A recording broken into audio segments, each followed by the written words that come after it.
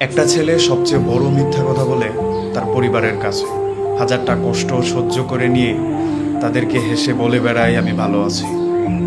একটা ছেলে দেশ ছাড়ে প্রবাসে যায়, প্রিয় মানুষ পরিবার ফোন দিলে অনায়াসে হেসে খেলে বলে দেয় সে ভালো আছে। পরিবার ছাড়া প্রতিদিন তার ভালো কাটছে, প্রত্যেক দিন সে নিজেকে চালিয়ে দেয়।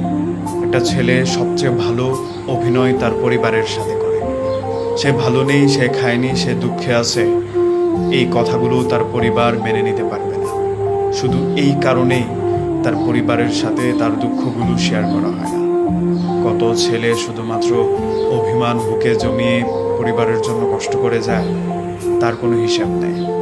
একটা ছেলে প্রায় সব জায়গাতেই অসহায়, পরিবারের কাছে, প্রিয় মানুষের কাছে, পছন্দের জায়গাতে। ছেলেটার যখন টাকা থাকে না, তখন তার বন্ধু বান্ধব তাকে তেমন একটা পাত্তা দিতে চায় না। তার বন্ধুত্বের পরিচয় টাকা পয়সার ব্যাকগ্রাউন্ডে উঠে দাঁড়ায়। তার প্রিয় মানুষকে নিজের করার জন্য তার প্রচুর টাকা কামাতে হবে, পরিবারকে ভালো রাখার জন্য টাকা কামাতে হবে, নিজের একটা জায়গা শক্ত অবস্থান করার জন্য টাকা কামাতে হবে। ছেলেরা মূলত 18 বৎসর বাঁচে, তারপর সে বাঁচে পরিবারের জন্য, হাসে পরিবারের জন্য, পরিশ্রম করে তার প্রিয় মানুষ আর পরিবারদের জন্য। এরপরে আর ছেলেদের শখ থাকে না।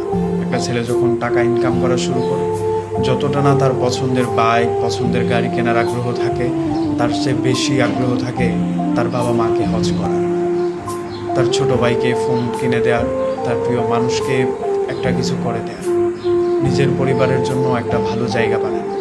ছেলেরা এই শখগুলো নিয়েই বড় হয়, এই শখগুলো নিয়েই প্রবাসে পড়ে থাকে, এই শখগুলো নিয়েই জীবনটাকে